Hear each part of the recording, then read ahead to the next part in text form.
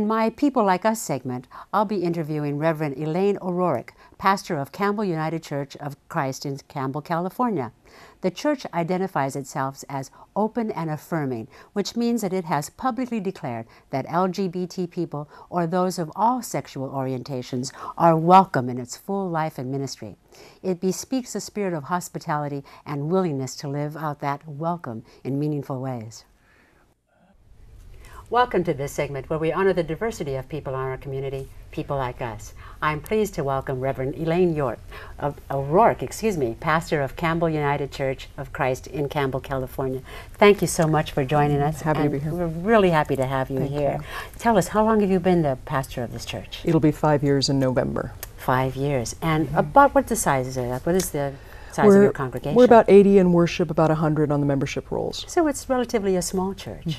And tell us, just recently there was an event which happened in your church, which shook the whole community. I think so. Just a few weeks ago, we experienced some vandalism with hate language on our sign. Our front sign has a rainbow fish on it, trying to show that we welcome everybody who's seeking Jesus.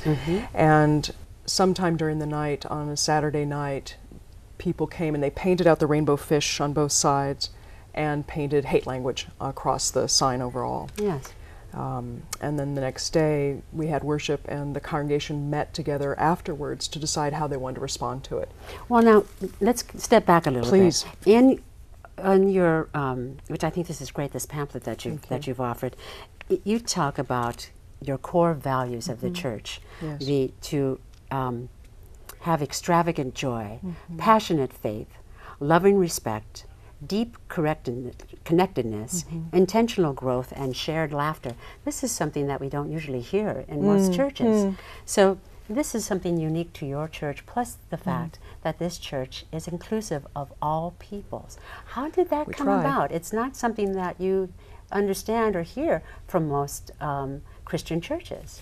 I think that a lot of churches feel that way, but don't take the time to really figure out exactly what they believe in. And we did that. We just took the time. We took about 6 months and went through a core values process to try and figure out who we were and what we stood for and what mattered to us, because we really felt that if you don't know why you're operating some way, you will operate in ways that you don't intend to.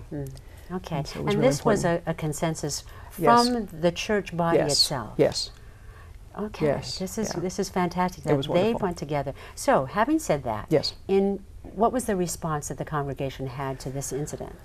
During worship, there were a lot of prayers lifted up for the vandals. So they said they gave prayers to the perpetrators for healing and for grace. And then met afterwards, after worship, trying to decide how to respond. And there were the first couple of moments of, what does this mean? What is it going to look like? And then, I don't know, maybe a minute or 2 minutes later, people were talking about how can we return love for this? How can we use this as an opportunity to send goodness out into the world? And so they started brainstorming things and decided that when they cleaned up the sign, or tried to clean up the sign the next day, they were also going to take the cleaning supplies and gardening supplies, whatever we had, out into the neighborhood and offer to do things for other people.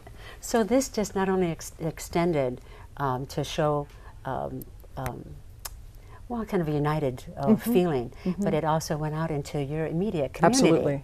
Absolutely. And this also, did that encourage people to come in more to your church? Well, we've, our councilman, Evan Lowe, and Leslie Bulbeck of Baymek have been wonderful supporters of us since this happened. And they got out the word pretty much everywhere in the world, I think. And so yeah, we've seen more people. It's been nice. And now your sign's all cleaned up, I take it. Our sign was replaced today. And it has the rainbow. It has the rainbow fish back on there, which shows that to the whole community. That they are also inclusive of your church.